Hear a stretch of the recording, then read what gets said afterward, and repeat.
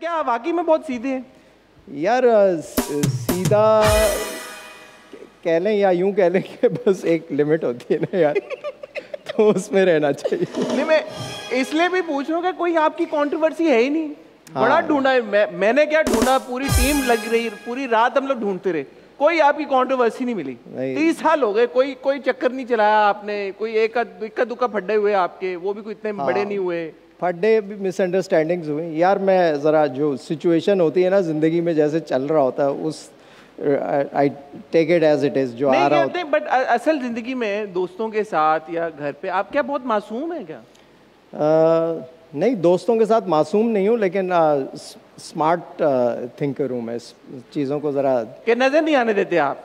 नहीं, नज़र नहीं, कुछ ऐसा करना नहीं चाहता या करता नहीं हूँ कि जो है जिससे कोई कंट्रोवर्सी बने, चाहे किसी भी किस्म की हो, चाहे वो लड़ाई झगड़ा हो या कुछ ऐसी चीज़ हो कि वो फिर एक अच्छा इम्प्रेशन नहीं आता आपका एज अ पर्सनैलिटी। आप इतने साल एक चीज़ लेके चल रहे होते हैं, so you have to be little careful. But आजकल तो specially because of social media, और जहाँ पे एक्टर्स की ट्रोलिंग बहुत होती है, एक्टर्स, स्टार, सेलिब्रिटीज़ की, वहाँ पे बहुत सारे जो हमारे सेलिब्रिटीज़ हैं वो खुद से भी बहुत वोकल हैं, यू नो, इंस्टाग्राम के ऊपर या ट्विटर के ऊपर, नाउ एक्स, अपना ओपिनियन का इजहार करते रहते हैं। और अक्सर हमने ये भी देखा है कि XYZ की कोई बात चल रही होगी तो ABC अपना ओपिनियन खुद ही बीच में दे देगा। आपने वो भी कभी नहीं किया? यार मैंने किया कभी कभार, एक आध दफ़ा किया, लेकिन इस बात का अंदाज़ा समझने के ऐसे हुआ कि इंस्टाग्राम या सोशल मीडिया पे हर कोई है। तो जिसका IQ लेवल बहुत ऊपर है वो भी है, जिसका कम है वो भी है, हर किस्म के लोग आपको मिल जाते हैं। तो हर कोई अपनी समझ के हिसाब से, अपनी जितनी उसकी सोच है उस हिसाब से बात कर रहा होता है। सो बहुत सारे लोग उसकी डेप्थ में नहीं जाते और एक अपना कंक्लूजन, हर कोई 30 मार खान है, वो हर कोई अपना कंक्लूजन दे देता है। तो उसके अंदर ना अपने आप को, आपको स्ट्रेस नहीं लेना चाहिए, डिस्टर्ब नहीं करना चाहिए। तो एज इट इज़ जो है ना, नेगेटिविटी मैं नहीं चाहता मेरी ज़िंदगी में आए। जो नेगेटिव पार्ट आता है मैं निकाल देता हूँ, निकाल देते हैं। तो वो इस तरह का कुछ आए भी कमेंट तो मैं वो ब्लॉक कर देता हूँ। ऐसे लोगों को मुझे नहीं चाहिए नेगेटिव लोग। यानी कि सीधी बात, नो बकवास। हाँ, बात जो है फैक्ट, उसकी आपको अगर हिस्ट्री नहीं पता, उसकी आपको कोई पीछे पता नहीं है हुआ क्या है, असल बात क्या है, आप अपनी एक टांग अड़ा दें बीच में, क्या फ़ायदा। और बाज़ दफ़ा ये होता है किसी का पर्सनल मैटर चल रहा होता है, सो उसके पीछे दोनों साइड की स्टोरी ना आपने सुनी हो, तो आप एक किसी को फेवर करने के लिए आप कर दें और दूसरी साइड की आपको स्टोरी नहीं पता, तो वो भी गलत बात होती है। तो बेहतर ये है कि आप न्यूट्रल रहें जब तक कि आपको दोनों साइड की कहानी नहीं पता। जैसे अच्छा, मैं अभी कह रहा था जैसे आपको कंट्रोवर्सी कोई है नहीं आपकी, लेकिन ये टीम ने एक दो बातें निकाली हैं, तो मैं चाह रहा हूँ कि आपका ओपिनियन ले लूँ। जैसे तहसीन जावेद के साथ आपका एक फड्डा हो गया था, वो आपने अपनी इंस्टाग्राम पे एक लगाई भी वीडियो, क्योंकि आप लोग क्रिकेट बहुत खेलते हैं। वो क्या था मामला, क्या कुछ बताना चाहेंगे आप?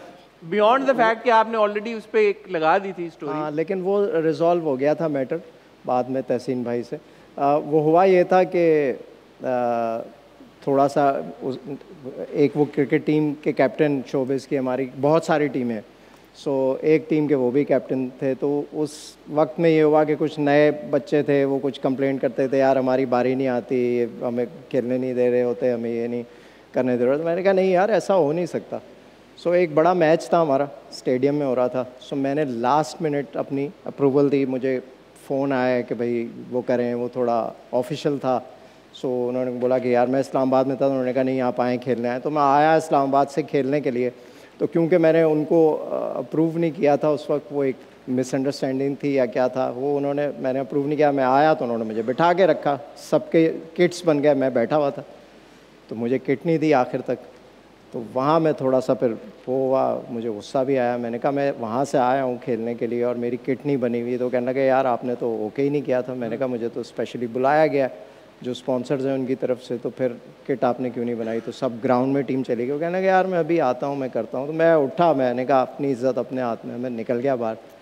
तो मुझे बड़ा गुस्सा आया। मैंने कहा फिर वो लड़के शायद सही कह रहे होंगे, लेकिन वो कुछ बाद में फिर पता लगा कि कुछ कंफ्यूजन थी उनके एंड से भी और सॉल्व हो गया। हाँ, वो रिजॉल्व हो गया। वो भी देखें आप इतने अच्छे हैं यार, वो भी आप फट्टा नहीं बनने दिया आपने। बस यार वो टाइम के साथ चीज़ों को ना, you have to move on. एक और वो था, वो उर्वा वाला कुछ था, आपने उनके साथ काम नहीं किया था लेकिन आपने उनके बारे में वो देखे ऐसे ही एक शो था, उसमें मैं फंस गया था।